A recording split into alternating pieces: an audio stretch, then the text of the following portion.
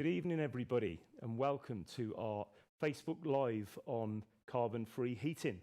My name's Phil Bunce. I'm the Sales Director for the North for Worcester, and we've assembled a panel of experts to talk about carbon-free heating for you for tonight.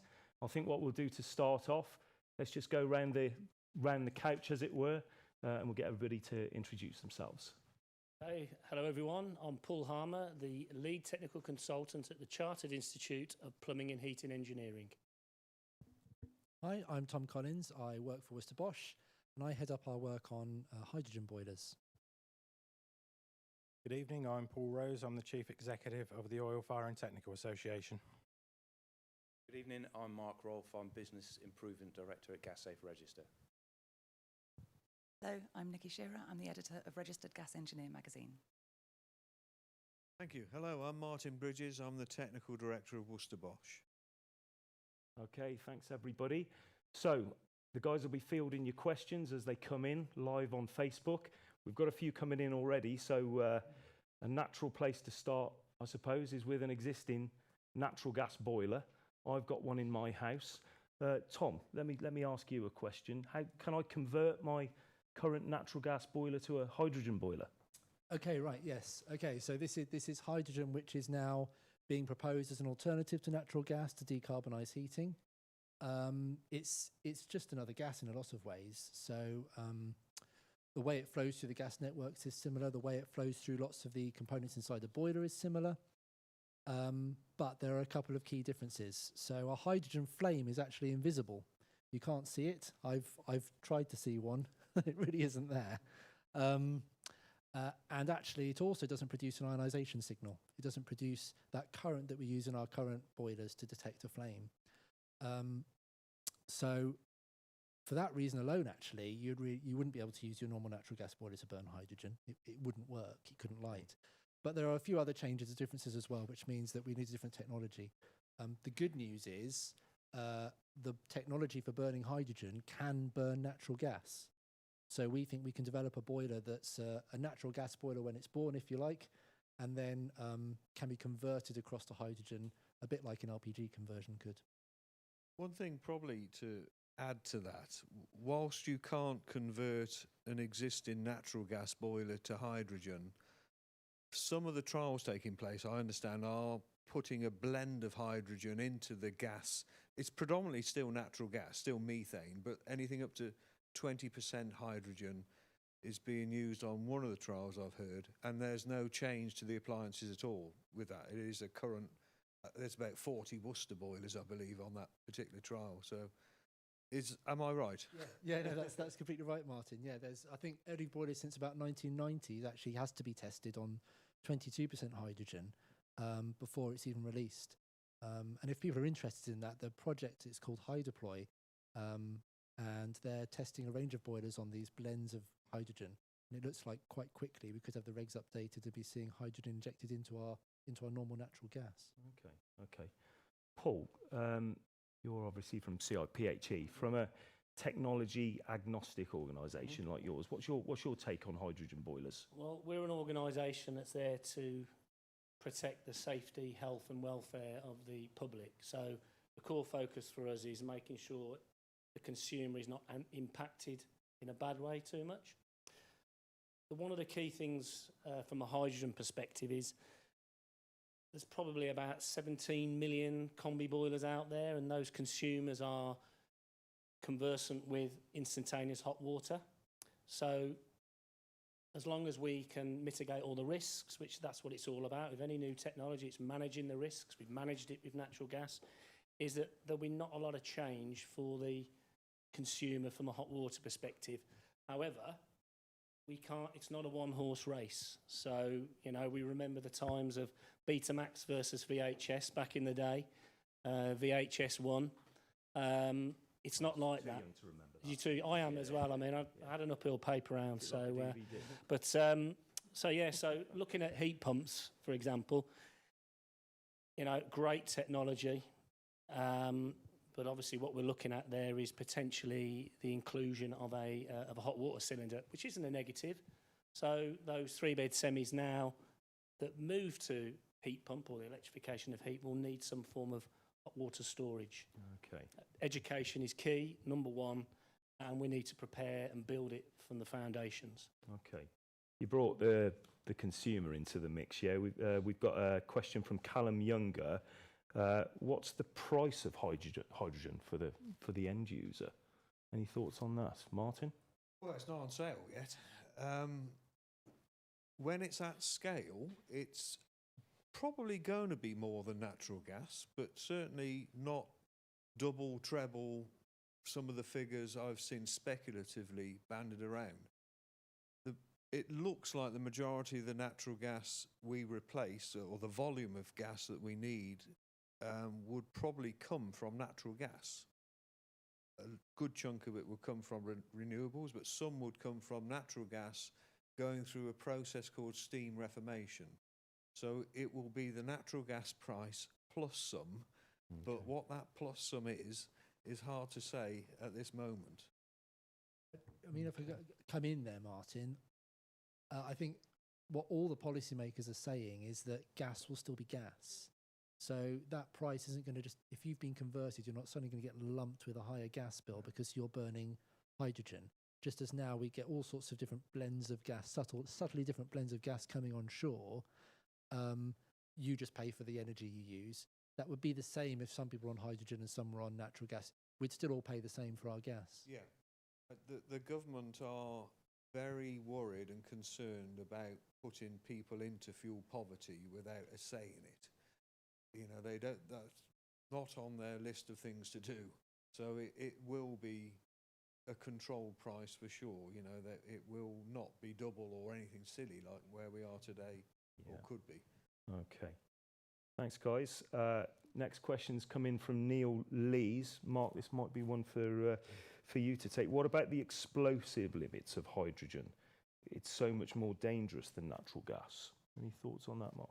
Yeah, I think there are lots of things that need to be in that risk mitigation piece. You know, touched on, there's no flame, there's no smell to the gas. It's much more volatile, more searching. So all of these things need to be considered as, you know, part of the bigger picture. At the moment, we've got no industry standards that actually exist, and it'll be, you know, people like Worcester and the people doing the research that will be that will kickstart that process. So the learning that we get from these projects needs to be fed back into industry, and at that point you can then start having utilisation standards, and there'll be different, you know, it'll be a different standard for possibly picking up some of the blended gas technology, as opposed to it'll be probably a whole suite of standards for, you know, complete hydrogen system.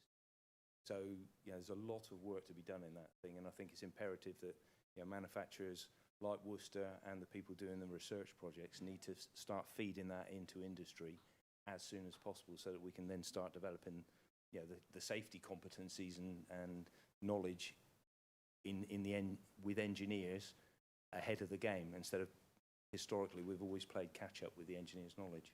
Okay. And I presume we've got to get consumers on board with this as well. Nicki, what's your take on that side of things?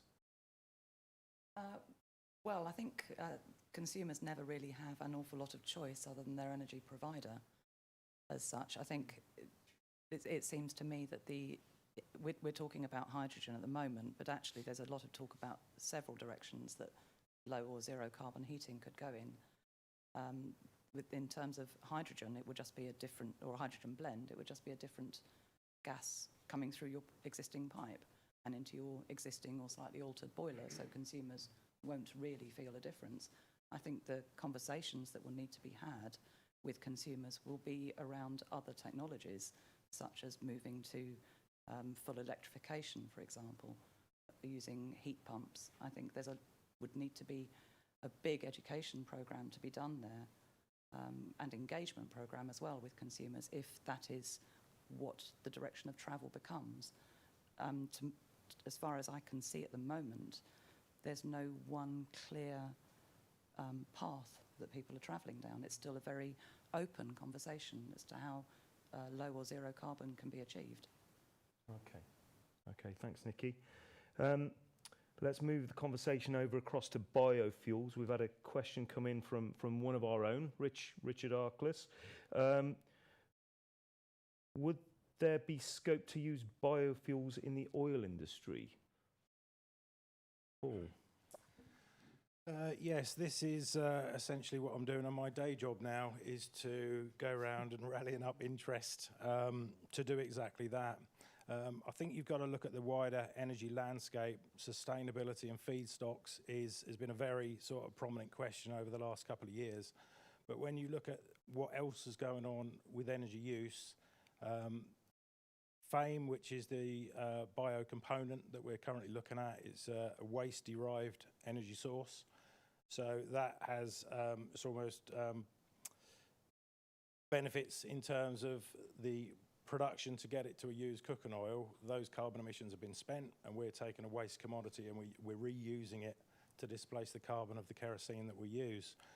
Now, it's a globally traded commodity. It's on UK shores. There's manufacturers are producing FAME, and it's going into the transport industry currently, and it's being put in diesel in particular. Now, with the move towards electric vehicles, then that will cause a decline in the use of diesel fuels, so that material should become available, and it will be looking for other markets. So we're quite confident there'll be sufficient volume to put into the UK heat market.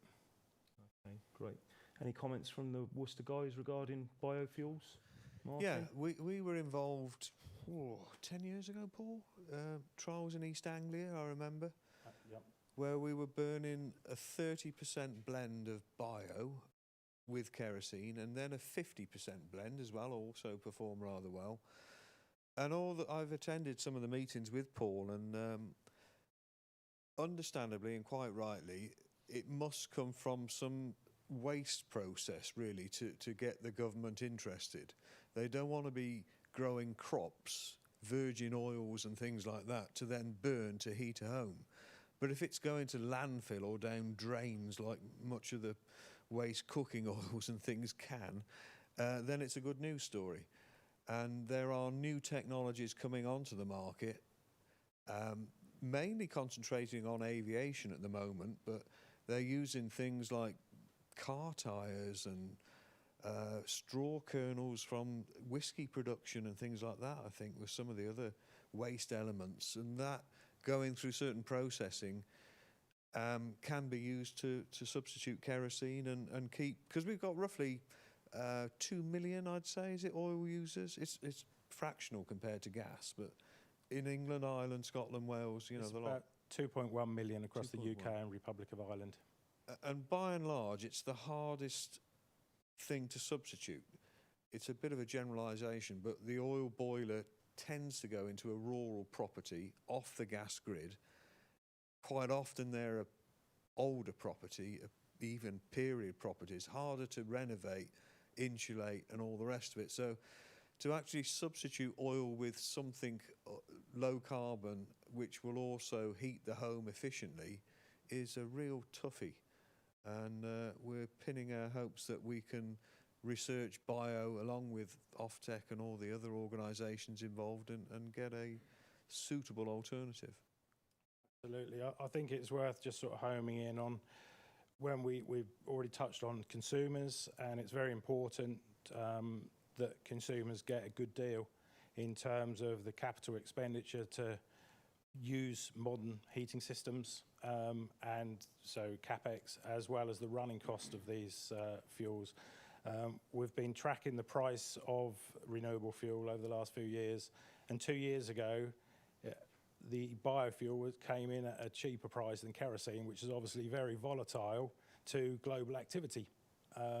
So we could be moving into a phase where UK production could dictate the price and give a much more stable environment for consumers that are burning liquid fuels. Okay. Question here come in, just Martyn, you picked up on rural areas. Question from Lincoln Smith regarding LPG. Could stored hydrogen replace LPG? Tom?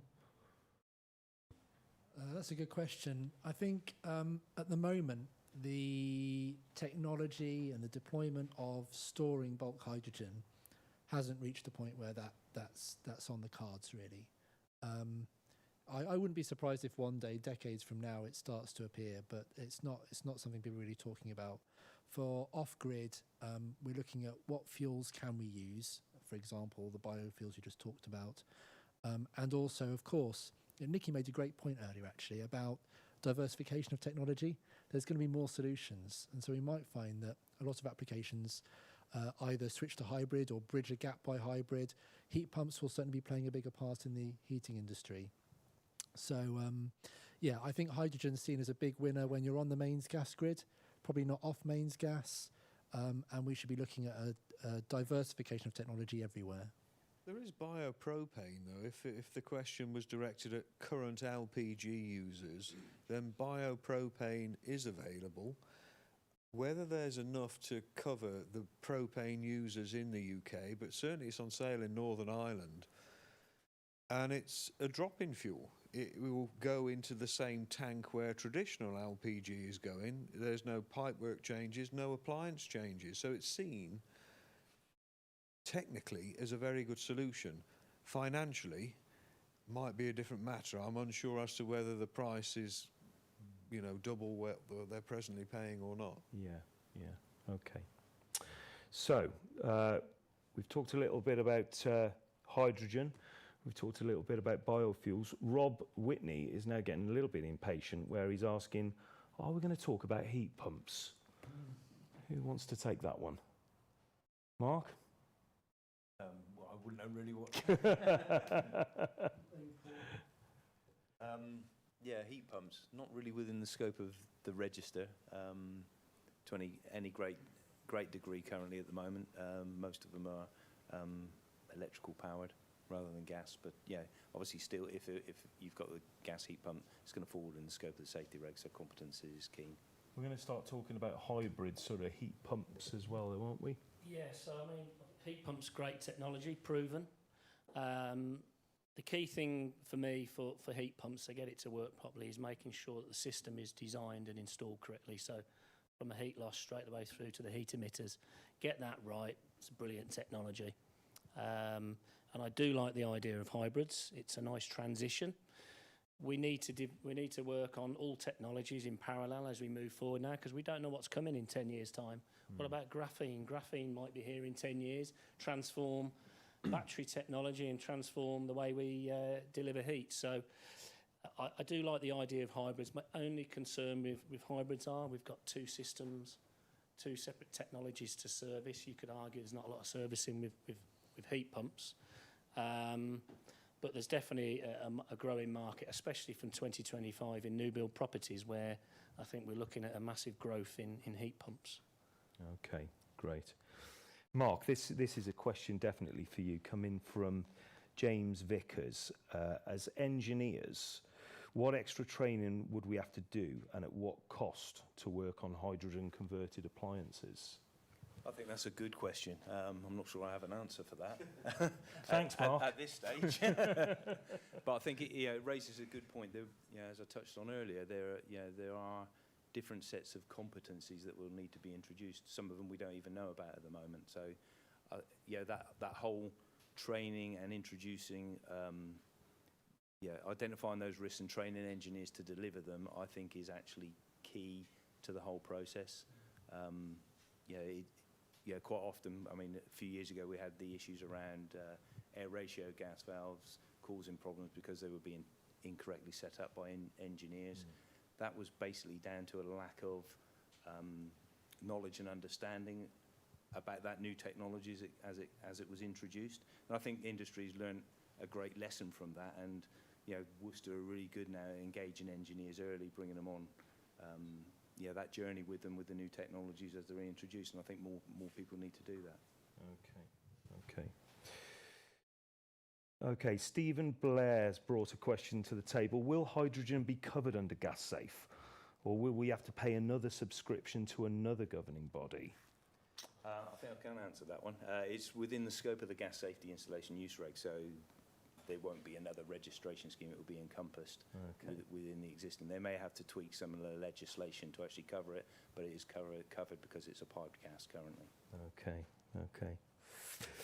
Okay, next question then. William Whitaker has sent this one in. Would the panel agree that given the cost of altering domestic appliances to accept a hydrogen boiler, it is highly unlikely that we will ever see hydrogen burnt in domestic property appliances? If a cost-effective hydrogen source is developed, it will be limited to electric power generation. Do companies like Worcester need to catch up with air source or risk becoming obsolete? What do you think of that one, Martyn? he's desperate to get the mic for that. Thanks, William. Yeah, thank you, William. I should point out that we make and sell every technology. So we're very positive on heat pumps, propane, oil, natural gas, hydrogen, everything which you can heat your home with that we have an answer to. Hydrogen was a new thing, came along, well, relatively new in heating terms, came along 4 or 5 years ago, started being seriously talked about. Now the interest is really ramping up, and we're seeing field trials taking place on a small scale at the moment, but there are, I know, several hundred planned for probably 2021 is the one which springs to mind in Scotland. I think it has a great chance that the gas infrastructure that's one of the key factors here. The gas infrastructure under the ground, under the roads, is 75% finished and suitable for hydrogen. There are polythene, the yellow coils of pipes that you see on the roadsides are slowly replacing the steel pipework under the ground. So the actual grid infrastructure is in place. The pipework within the property, if it's copper and soldered joints, is very likely to be suitable for it. The appliances, early stages, but the size of the appliances look the right size. They're available or will be in combi, system and regular without great disruption to the homeowner.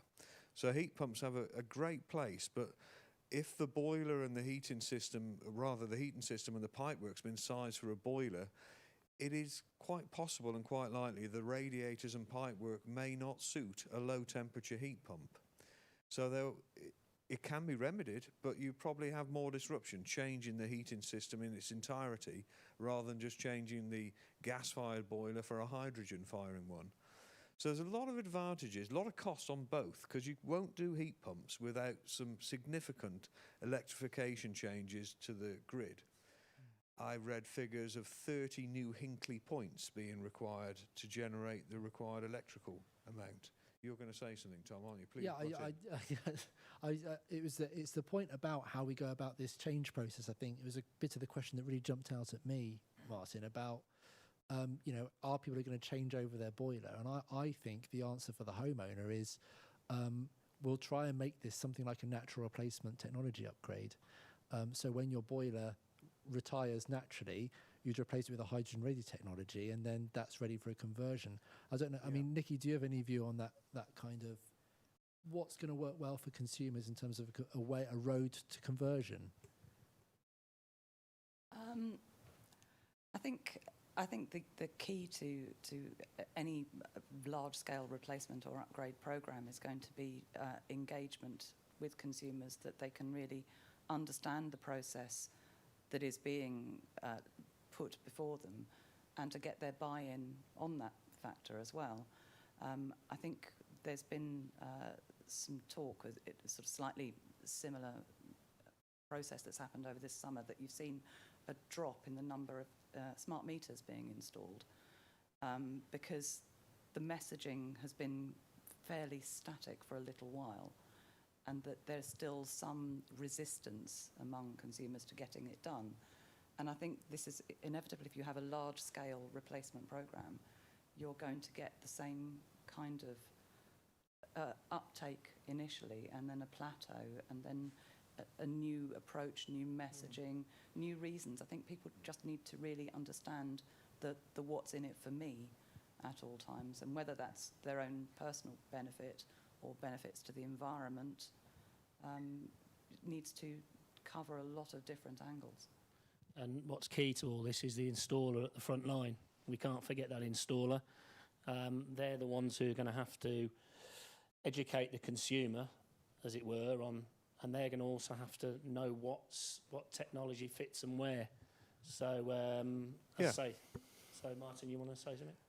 Just to pick up on both that and Tom's point, that hydrogen-ready boilers are probably the key here. Rather like HD-ready televisions were, you couldn't watch a HD programme, but you were buying TVs prepared and ready for it. So if hydrogen-ready boilers started to be sold from, I don't know, let's say the 2028 as an example, a fictitious year, boilers are generally on a 12 to 15-year life cycle. So you would be exchanging boilers at the rate of about 1.6 million a year. So by 2040, probably the earliest we'll see a hydrogen rollout nationally, you could have replaced 15 or 20 million of the 23.5 million boilers through natural attrition if the only thing they can buy is a hydrogen ready, yet it works on natural gas up until that point, boiler. Yeah, it's interesting the dates you mentioned there, Martyn, because I think a lot of people are starting to feel like there's a need for an urgent addressing of climate change, and often our industry is seen as being a bit slow to respond, maybe. Certainly other industries have seen technology shift quicker than we have. But again, one of the strengths of this hydrogen story is actually the economics work out however long you take for that replacement of boilers before you start converting. Like even if, which you would never do, even if you just said, I'm going to replace your boiler when I change your street over, actually on a national scale, the economics work. And yet we're saying we can manage this in such a way that it's really painless. And, you know, some years after you've naturally replaced your boiler, you'll hit this conversion point. And therefore, hydrogen can also be ambitious because it's a scheme that naturally can be accelerated as well. What's happening? A question that's come in from Paul Turner. Nicki, do you know what's going on this front? Are there any improvements coming into government grants leading up to 2025? Are you aware of? I'm not aware of anything currently. It seems to be it's a little ever-changing, shall we say. I think in terms of tariffs, they are being lowered. So there's not as far as I'm aware, so there's not an awful lot of encouragement that I'm aware of at the moment. Other members of the panel may know more than I do. Anyone else? Yeah, I think you're right. There is an intention, currently there's a few things going on. Historical schemes, renewable heat incentive, feed-in tariffs, eco schemes. I don't think they initially were there to kickstart the market rather than constantly fund the market. And government have said, or civil servants have said to me, there is no ambition to continue to fund heating substitutes and subsidies rather. So not sure. And will that slow things down for this all happening, do you think? Well, not if we take the line that let's start making hydrogen-ready natural gas boilers. You've got to buy one anyhow, unless you change totally. You know, it's died. It's 15 years old. I need a new one. Yeah. If it's cost-effective, you would just buy one. And the plan is you would buy it, fit it. It would be a minor conversion, a gas valve perhaps, a fan or a burner. You know, 1 hour or so of activity to make it run on hydrogen rather than an entire boiler, a new boiler being required when your old one's only like 4 years old, for instance. And will that be the same situation with biofuels, Paul? Well, as Martyn alluded to, OFTEC and University of East Anglia conducted trials of biofuels over 10 years ago. Unfortunately, we didn't get support in the then renewable heat incentive, so there was no rollout. But it clearly demonstrated that a 30% biofuel can be deployed into existing appliances. There was a captive trial conducted in Norfolk with very positive results. So we are building on that learning, and really we're looking to move to a controlled rollout using a 30% fuel. Our understanding is that once you go above that 30% point, then you are looking at changes in the boilers and combustion technology. Okay. And on the subject of trials, we've had a question come in from James Vickers. Tom, I know that you're a bit of an expert on this one. What's happening with the H21 project in Leeds using 100% nitrogen? Oh yeah, okay, yeah. So lots of people ask me about this because it's actually a bit of a confusing project in terms of origins. So H21 in its first embodiment back in 2016, I think it was this hugely complex desk study carried out by Northern Gas Networks and back then it was DEC, now BAYS. And it was to find out, is it feasible?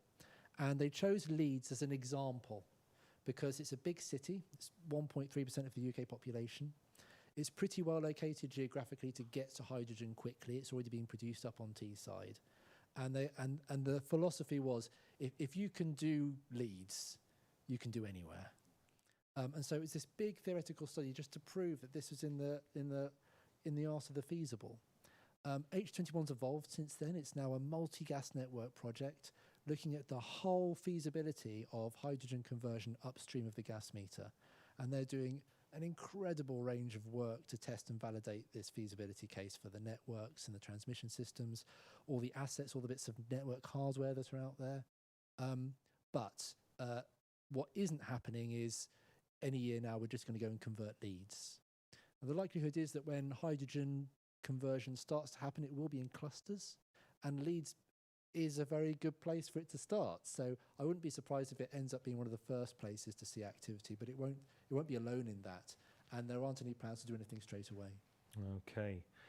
James Wilkins has sent a message in saying he likes the H2 ready concept. There have, however, been many issues with gas additive boilers historically. Any comments on that from any of the panel? Gas additive boilers, you said? Yeah. Not really sure about Sorry, that. gas adaptive boilers. Oh, gas adaptive. My reading skills come into effect there. Yeah, no, that's a type of technology where the combustion alters itself automatically based on the constituents of the gas and the air temperature and things. The boilers that we are working on don't use that technology. You set the combustion settings yourself based upon your belief that the hydrogen content is of a certain level. We are working on 100% hydrogen, but yeah, there is, I'm aware of combustion, adaptive combustion technology and benefits and disadvantages. In Germany, where the gas constituents change frequently, it's almost a necessity in certain parts of Germany, but certain components on it need annual, if not slightly less, replacement. So it has a home, but the consistency of gas that we're working on, we have no plans at the moment to use adaptive technology. Okay. I've just got a quick question for you, Martyn. So let's go forward sort of 5 to 10 years, and we've successfully mixed the gas in the grid, so we've got 20% hydrogen. At the point where we then switch over to this 100% hydrogen, what will that entail? I know we're talking about HD ready boilers. Are we talking about 2 burners? Are we talking about 1 burner for both? What are we looking at there, and what do you think that transition will be on that day? Our findings so far, if we go from, let's say, a 20% blend to 100%, it will be a burner, a gas valve, and in our case, a code plug, which is a miniature circuit board which changes the behaviour of the main or major circuit board. It's an hour of activity, Okay. 100 quid of parts. Right. And we may not even have to change the gas valve either. That may be hydrogen ready, so it might be 20 quid's worth of parts. Okay, thanks, Martyn. Jessica's sent in a question. She's obviously looking at buying a house sometime soon. What about new builds? Will we see new homes being built with hydrogen boilers in the near future, especially if it's something the consumer's looking for? Nicki, are you? That's a really Sorry, good spring question. that on Yeah, you you there. did it. It's a very good question. The government ambition, they set out that they were not keen to have any form of gas boiler in new builds from, I believe, 2025. So I don't know. I don't know how those two might correlate. If the government is saying it's not keen to have any form of gas, that would seem to rule out the possibility of having a hydrogen-fired boiler. So it'll be a heat pump then. Well, yeah, but the other thing to look at is probably a good opportunity to, if you've got a new build and there are government initiatives to actually, it's a good opportunity to trial it and to get that introduced. But like I say, I think the government have a part to play in actually driving that and making up their mind what they want to do. Yeah, I think we're waiting for the government to make some fairly big decisions about what they think the broad direction is, and I don't think anyone's expecting one winner, if you like, one silver bullet. They're not very good at making decisions at the moment, though, are they? No, and I wonder whether this 2025 no gas thing is actually it's a sign of uncertainty and trying to pick something that they believe is green, but they also believe is available. And I wouldn't be surprised if we were to suddenly present the world with a hydrogen-ready boiler, if legislation relaxed to allow house builders to put a gas pipe in again, because in the end it's flexibility and it's choice. You know, having a gas pipe doesn't mean you have to use it, but it means you have the option. Okay. A product management related question here. I'm going to throw this to you, Martyn. This is from Alan Page. Why not forget about hydrogen and focus on reducing our energy wastage? You've designed a 50 kilowatt combination boiler that consumes around 5.15 meters cubed of natural gas. Why have we done that? Yes, a good point. It's for higher flow rates. It doesn't use any more gas, though. It means if you compare a 50 kilowatt combi to a 25 kilowatt combi, you have the tap open on a 50 kilowatt half the time that you do on a 25 kilowatt one. So it's the same amount of gas required to heat the same amount of water to a certain temperature. This just does it in a larger flow rate to suit two-bathroom properties. So, you could have a 25 kilowatt one if you want. You just have to have the tap on for longer. But no more energy will be used. There may be a valid point on when it modulates downwards to its lowest point. So it starts at 50 kilowatts, modulates down to, I think, 5 kilowatts. So you could argue that certain points on very low hot water flow rates or very low heating system requirements, that boiler may be marginally oversized at 5 kilowatts if there are only, 4 kilowatts being needed. But by and large, two-bathroom properties and more, it's rare that the heating system is of 5 kilowatts capacity. It's normally up a bit from that. The other key thing there, Martyn, it's a good point, is we do a heat load of a building and we say, you said 5 kilowatts. That isn't the boiler size. We've got to look at thermal response times. So Mr. and Mrs. Jones go away on holiday, come back.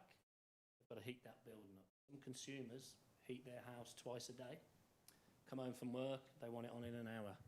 So there's efficiency losses through the system. So when we do a heat load or a heat loss of a building, we're sizing the heat emitter. All the way back to that heat source, there's losses. There's losses in the boiler from thermal. There's losses in combustion. Also, for your hot water, if you have such a small boiler, you need a considerable amount of water.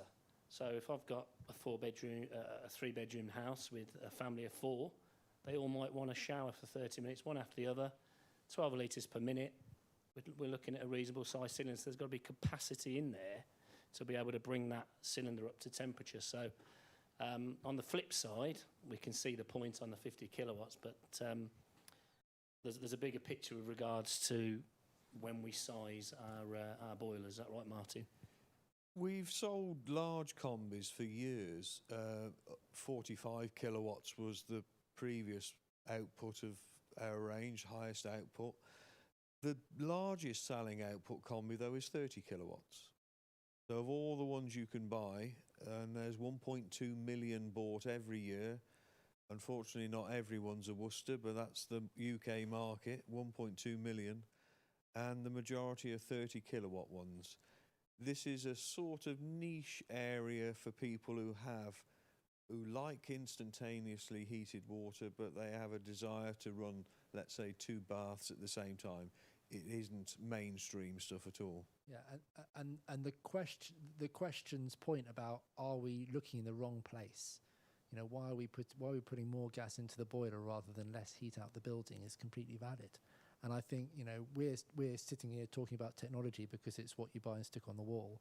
But in the end, this is a problem around buildings. And the first thing everybody always says in these energy debates is we've got to insulate our buildings better. We've got to reduce our heat load. And there's no question about that. It's the only thing that is absolutely zero regret and a complete no-brainer. And actually, you know, if anyone's going to go and tell government, oi, pull your socks up, you've got to do something about this, it's got to be about the quality of our buildings and how they're insulated, I think. Yeah, I've seen certain aspirations. The Climate Change Committee were after a 25% reduction generally across all the housing stock. And that would be lovely to see. And no question, there are some very poorly insulated properties in the UK. Speaking to one energy supplier recently, they had a scheme going. This shows perhaps the reticence in accepting this or taking this on. This one energy supplier offered to empty the loft space of all the Christmas trees, belongings and old pictures and whatever, insulate the loft, put all the belongings back up in the loft, and then for no charge, all of this was free. And they still had such a tiny fraction of people taking up that offer. So we are a nation of, oh, it'll be okay. Can I just mention something as well, Martyn? So, you know, that 100% we need to insulate and ventilate as well. Let's not forget ventilate. We need quality of air in the building. But we bring our buildings insulation right up, so we decrease our usage. What do you think the consumer will do about the hot water? Because suddenly that hot water becomes the biggest use of energy in the property. Will they be happy to sacrifice that powerful shower for 10 minutes? So it's not just on the insulation of the building, it's the consumer's behaviour now we're talking about, the way they use their hot water. Yeah, absolutely, yes. Yeah, I agree. They like mains pressure water, and by the 17 million out the 23 or 4 million homes heated, they like it instantly heated is the overwhelming situation we're in at the moment. Okay. Just on this topic then, Sam McGowan has sent a question in, just questioning about hydrogen really. Surely using the same amount of electricity to produce hydrogen means more energy required for the same quantity of usable energy compared to using electricity as the primary energy source. So why don't we just use electricity? I didn't quite understand. There was a lot in that question there. I didn't. I'll get this on Martyn, because this actually hits on something that is a big part of what we talk about, which is, of course, you know, if we get electricity from renewables and then we turn it into gas and then we turn that into heat, why don't we just use electricity in the first place? And actually, a big part of that kind of links to what we've just been saying about combis, because people need a lot of heat very quickly. Heat's a huge energy demand, and actually you can't tell people to be warm an hour later or an hour earlier. If you make people warm an hour later in the morning, they get up very miserable. And actually, what we've learned, and it's true in my house, if you make the house too warm too early in the morning as well, then people are complaining pretty badly. Actually, you can't control when people need heat. And our electricity network is built on this foundation principle that, you know, at any given moment, what comes out must be going in. It has no buffering capacity. And, you know, we had those big blackouts a little while ago. That was down to this, you know, the electricity grid's intrinsic inability to buffer this demand. And actually, the gas network is the opposite. In all the transmission pipes, in all the distribution pipes, through the whole system, It intrinsically buffers energy, vast amounts of it. Just in the pipes themselves, we've got 3 times energy storage of all of our hydro storage for electricity. And so gas is really important, especially as we use more renewables and the game of energy becomes matching a source we can't control to a demand we can't control. It all becomes about how you can store up energy to let you ride through that whole system. And actually gas is just this incredibly powerful tool in our energy tool set for storing energy in vast quantities.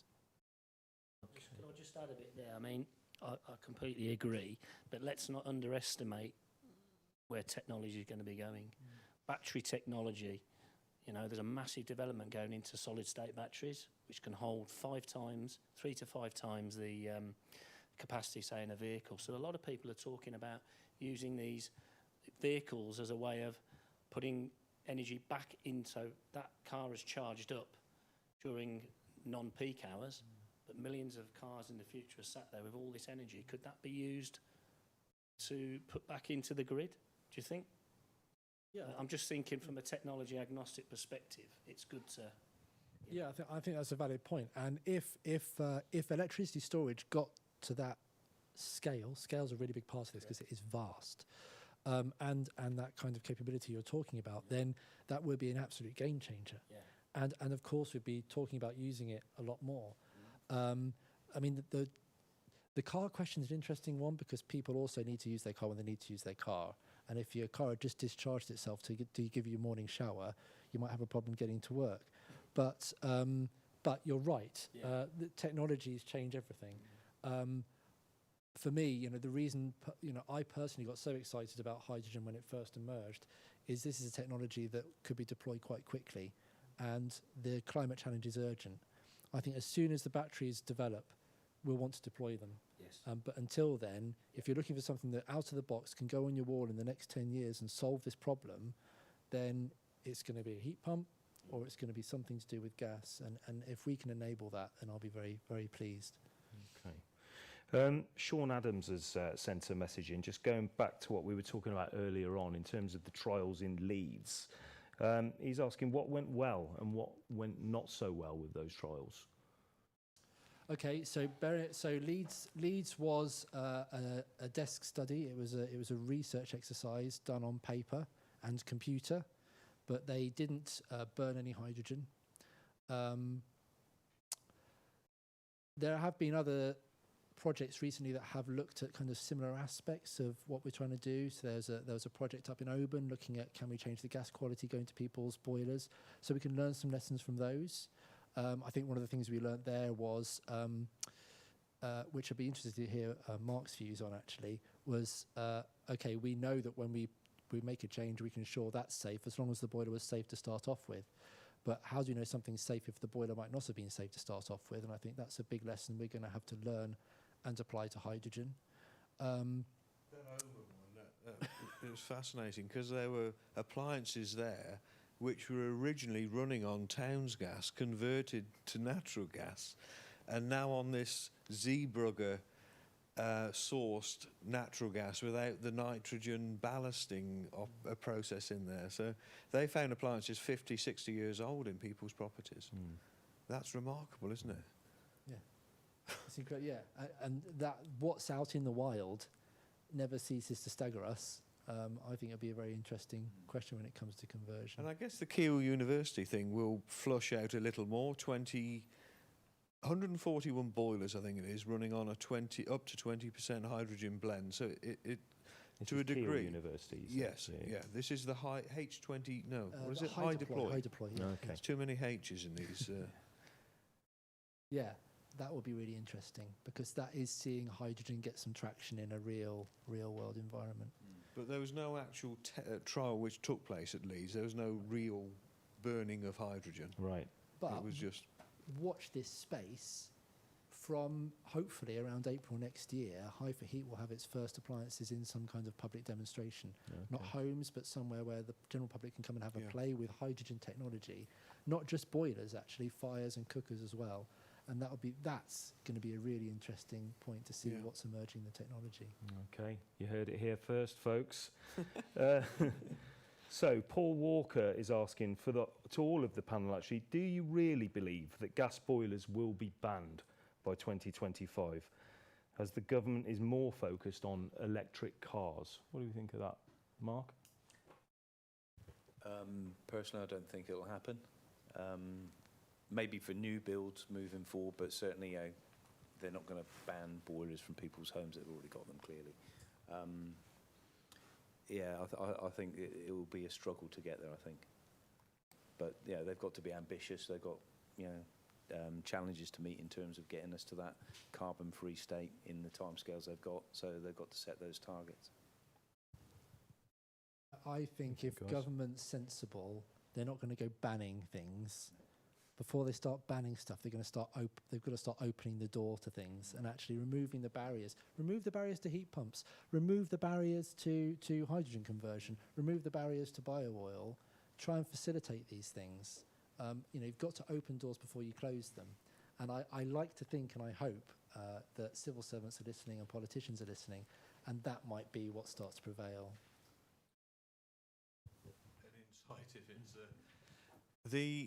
the actual headline of banning gas boilers was the spring statement of Philip Hammond, the Chancellor at the time, and we understand it was somewhat provoked by his daughter, who took part in some of the campaigns in London to highlight carbon and CO2 reduction and climate change, etc. So we then have to put into law that headline statement, and the way it's done is through the building regulations in the UK.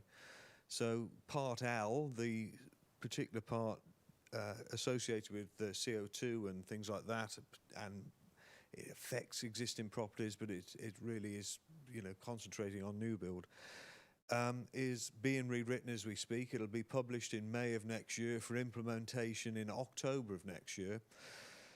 And there is no wording proposed to say gas boilers will be banned, but it will be very difficult for a SAP rating assessor and architect to put a gas boiler into a new build property from 2025 onwards. It looks likely it will be an electric solution, and that could be heat pump, it could be panel heaters, I'm unsure. But yeah, the ban on gas boilers, which seems to have sort of moved into other sensational newspapers as well.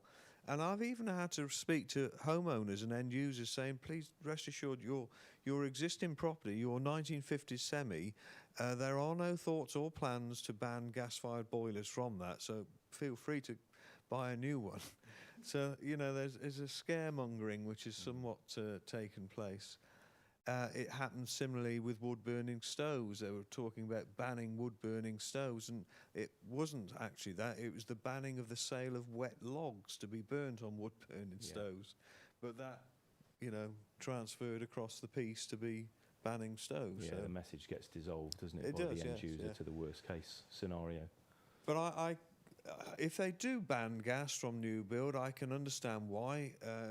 That is the one property you're in control of the heating system, the radiator sizing, the insulation, the fabric, everything. It is the far easiest situation to fit a heat pump into.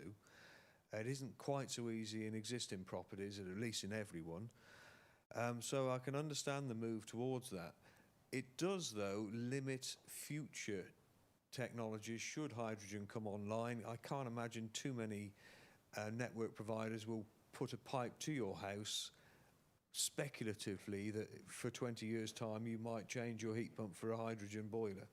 And of course cooking is another big issue with homeowners. They like to cook on gas. The ovens are actually electric, aren't they? But the hobs are generally gas. And so I believe it will happen in new build, but it won't be the wording it is banned. It'll just be the mechanics of the SAP process will make it very hard to economically build a house with a gas-fired boiler in there. Oil is actually first in the sites for that, and that was announced, 18 months or so ago was the thoughts there. Paul, do you want Yes, Martin, the Clean Growth Strategy was published in October 2017, and that was based on, obviously, carbon reductions of 80%. We're now facing net zero, and we understand that the Clean Growth Strategy is currently under review, and we don't currently know what that looks like. But yeah, you're right, off-grid oil homes, oil and coal have been highlighted as first for transitioning onto lower carbon heat. And this is where our biofuel feeds in to try and to step up to that ambition. Again, that was new build initially. That was their first figure, wasn't it? By the end of 2020 something. Yep. Ban oil from new build, but the actual impact of that would have been fairly small because there's less than 1,000 homes a year being built which have oil-fired heating in there, we believe. So it was a symbolic type of headline more than a result it was going to achieve. Yeah, but I think on a positive, I mean, that's certainly created a lot of discussion and brought biofuels back onto the table. So that's a positive. And bump-start innovation, really, to make it a reality. Okay. Well, we like to end on a positive, and time has got the better of us there. So that's the debate done. Thanks for watching. I'd like to thank all the panel for joining me tonight. Thanks for answering all the questions coming in. Thanks for sending your questions in. If we didn't have time to answer your question, don't worry, because we'll be coming back to you, emailing you within the next couple of days. So thanks for watching, and have a good evening. Good night.